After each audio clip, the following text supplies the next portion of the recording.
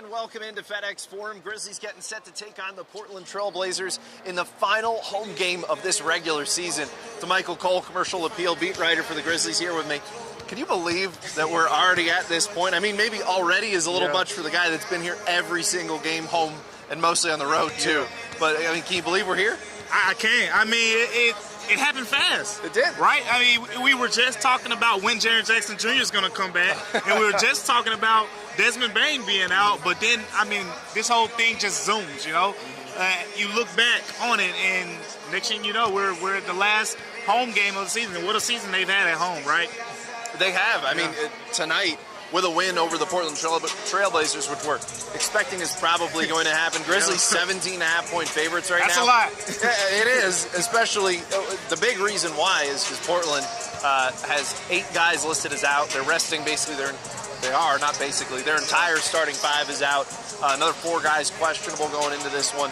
Portland's packed up for the year, so the Grizzlies are now at this point, with a win this evening, would get the winningest record in the NBA. They've already set the winningest record in franchise history here at home. What does that say just about how well they have played this year? I know that the dichotomy between home and road we talked a lot about, but just here at FedEx Forum, why is it so different?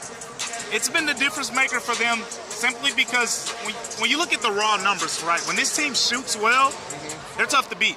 They're the best paint scoring team in the NBA, and it's not an accident. They were the best paint scoring team last year, the year before that, all 4 years that John Morant has been in the NBA, this has been the best paint scoring team. All 4 years that Taylor Jenkins has been the coach. So when you combine that with the way that they can shoot the basketball at home, you have guys like Tyus Jones shooting it better at home. Desmond Bane shoots well at home. You combine those two things, the offense goes to another level, and the defense is already playing at a high level. And I think that's kind of the difference as opposed to when they're here to on the road. So at home, they're just all around better team.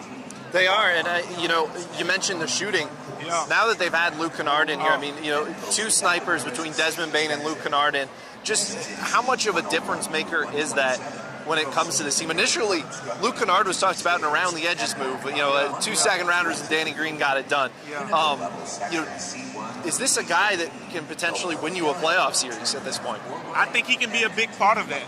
I don't know if he's the guy who's going to, average 20 or something. But I tell you what, if you put him in the lineup with Desmond Bane, not the starting lineup, but when you have him and Desmond Bane in the game at the same time, and then you have John Morant attacking downhill, then you have Jaren Jackson Jr. being as forceful as he's been. How about the month of March he had, right?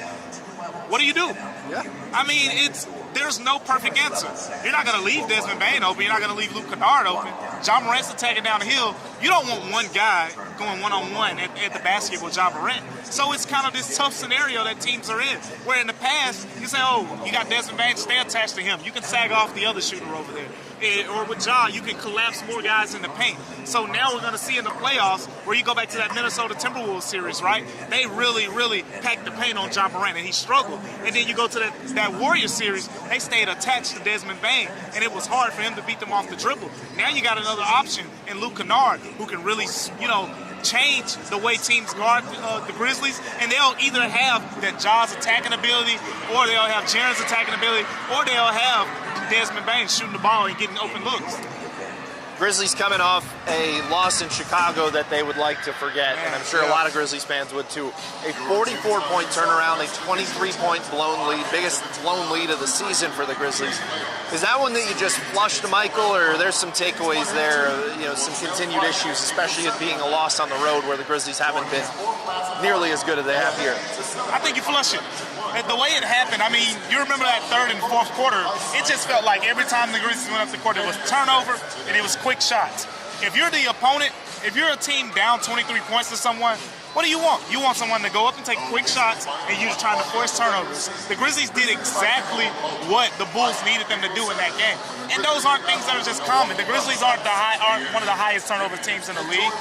What they are is they play at a fast tempo. They're one of the fastest playing teams in the NBA. Luke Kennard has talked about it a lot, saying, hey, this team plays a lot faster than the Clippers. That's one of the oldest teams in the league, the oldest team in the league. Yeah. They play a lot faster here. So that difference, the good is on offense when you're getting up the court and you're scoring, you're playing against defenses that aren't set. The bad is on offense when you're getting up there and you're forcing quick shots, you're allowing the other team to get going, and that's kind of what happened in that Bulls game. So I think you flush it, right? Because that's not something that's sustainable based on what we've seen throughout the season from the Grizzlies. Absolutely, and moving forward for the Grizzlies, it's not like last year, as you mentioned in the pregame to Taylor Jenkins, and that they don't have the 2 seed locked up yet. Magic numbers down to 3, I believe.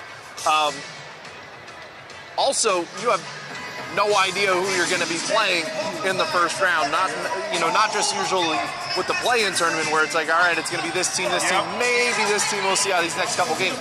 There's very realistically 4, maybe possibly if the Timberwolves, or who's 9 and 10? It's the Timberwolves, and we have the I believe it's Thunder. And the Thunder. One of them moves up. Timberwolves and Thunder. As it stands right now, Lakers or Pelicans are in the 7 or 8, who the Grizzlies would play as the 7 seed if they capture the 2.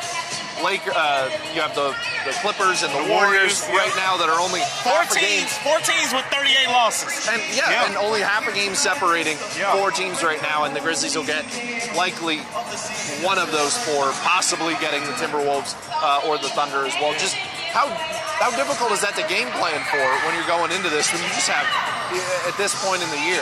What they have going for them is these are teams that you've played a lot, right? And I think there's a method to beating them all, except the Lakers maybe, because when you played the Lakers, you played LeBron one game, no AD, and then you played them again.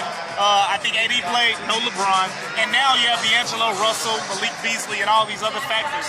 And we haven't seen the fully healthy Lakers play against the Grizzlies yet. That's the one wild card. You played the Clippers a few times now. You played the Pelicans early in the season. That's a division team.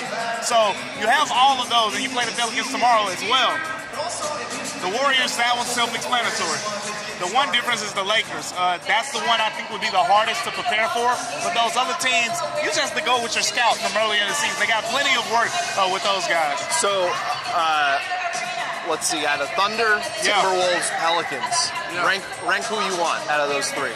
I think you want the Thunder in that case scenario because it's the youngest team, and if you've proven to bottle up Shai Gilgeous. He's averaging over 30 points a game, right? But if there are two examples this season of the Grizzlies holding him under 30 points in 2 games where Dillon Brooks guarded him. Dillon Brooks has been one of the best SGA defenders in the NBA this season. So there's your case. I mean, we saw the Timberwolves in the trouble they gave them, and you mentioned the other 2 teams were the Pelicans. The Pelicans could get Zion back. Well, they could, but if they don't, I think you want the Pelicans. Exactly. Absolutely. I think if he doesn't come back, that's who you want. But I tell you what, right now, just on paper, Dillon Brooks has been the best SGA defender I've seen this season, so that bodes well for you. That does. Now, talking about whether or not Zion's going to be here, you don't know necessarily what's going to be the case with Steven Adams right now. At the beginning of his pregame press conference, Taylor Jenkins was just talking about how we should get an update later in the week. We believe he got an MRI today, I believe is the situation. Now, if he got an MRI, and it sounded like the beginning of a process there, kind of some vague language from Taylor Jenkins, but what was your biggest takeaway from what he had to say? Yeah, he said later in the week. So he said this is the start of a reevaluation period. Yeah. So which is true in the definition, but the way he worded it, it made me feel like you're not going to see him in the regular season. I know there was a hope between, some people like, oh, maybe he'll get back for Friday or Sunday and do like Ja did last season, right? Remember, Ja missed the final 2 weeks going into the playoffs, and what he did was he played 1 game. He sat the last game of the regular season, and he played the postseason after the Grizzlies were able to practice for a week. So in the case of Steven Adams, it doesn't sound like you're going to have him get the opportunity to play the 1 game. So what the Grizzlies are really going to hope, and what they're hoping for is you keep that number 2 seed, and you're going to just have to ramp him up as best as possible while the play-in tournament's going on. Now, the Grizzlies tend to have some vagueness to when they talk about injuries throughout this season as well, so it's hard to read the tea leaves on that. But is there really a chance here that we don't see Steven Adams in the playoffs? I think we'll see him in the playoffs. I think, the role is the question. Yeah. 15 minutes, 20 minutes, 25 minutes, like he normally is in that range. That's a question. But I think without a doubt, because the thing about Steven Adams is he has one of the easiest plug-and-play games, I like to say, in the NBA. He's not one of those guys, when John comes back, for example, the ball's going to be in his hands. Yeah. Steven Adams is going to come back. He's going to set some hard screens. He's going to get down there, and he's going to get the offensive rebound. He's going to throw it out to guys. So there's not too much. There's not a higher. The threshold's a lot lower compared to like adding Jaren Jackson Jr. a couple of years back, adding Ja Morant this year. You build your defense around Jaren, right? So that's a big change. But when you get Steven Adams back, there are some marginal things that'll be different. But overall, I think with his playing style, it's probably the easiest to plug in the start lineup. Now, another factor I wanted to bring up to you, not related to game day here, was we're hearing a lot about everything coming out with the new CBA as well. One of the bigger eyebrow raisers was 65-game minimum moving forward to qualify for major awards, including All-NBA. What's your take on that? I'm not the biggest fan of it. I know the goal. The goal is to get guys on the court more. Yeah. But you're going to have some unattended consequences because of that. There are going to be situations where a guy plays 62 games and averages 33 points probably. And what? So now he can't be All-NBA because he finished 3 games below your threshold, and he's probably led the team to a number 1 seed or 2 seed or whatever the case may be. You're going to have some situations like that. I mean, Curry, I was looking at, he's played in the 50s this year, and I'm pretty sure everyone's going to have him All-NBA first team, right? Right. So there are examples like that. Jaren Jackson Jr., Defensive Player of the Year frontrunner, right? By the definition of that CBA, he wouldn't be eligible. And look at how big his impact has been for the Grizzlies this season. Right. He is 100% justified for that award. And now you're talking about him, because of that threshold, not being able to win it. So I'm not a big fan of the 65 game. I'm a fan of the intended consequence. I think we have to, try to get guys on the court more for the fans. But at the same time, I don't think that was the answer. I don't know the answer, but I don't think that was the answer either. Oh, no. I mean, it's clearly a pressing issue with the league right now. I mean, we had Grizzlies Hawks here, I remember, where it was supposed to be Trey versus John. Yep. Neither showed up, and a lot of people probably bought tickets for that purpose. The easy answer that a lot of people throw out for that is, hey, the regular season's got to be shorter. Realistically, that's probably not going to happen, at least not anytime in the near future. So is there a better solution that isn't shortening the season or making a minimum for major awards that gets guys back on the court more and gets less of that load management in the regular season? I think it has to be a travel thing. That's the only thing that I can really think of. If you're going to do teams on back-to-backs, let the back-to-backs be when teams go to Texas. Yeah. You go to Texas, you play. Now, it'll be unfair in a way because, the Mavs and the Rockets will get you a lot on the second night of a back-to-back and things like that. Yeah. But from a travel standpoint, that's probably the easiest solution. You got teams, I think we saw earlier this season, teams are flying from Denver to Houston and playing back-to-backs. That's just not good in theory, and when you shorten up these long West Coast trips, because the West Coast, is different from the Eastern Conference. You're playing in Memphis, and then you're going over to San Antonio, then you're going out to Golden State.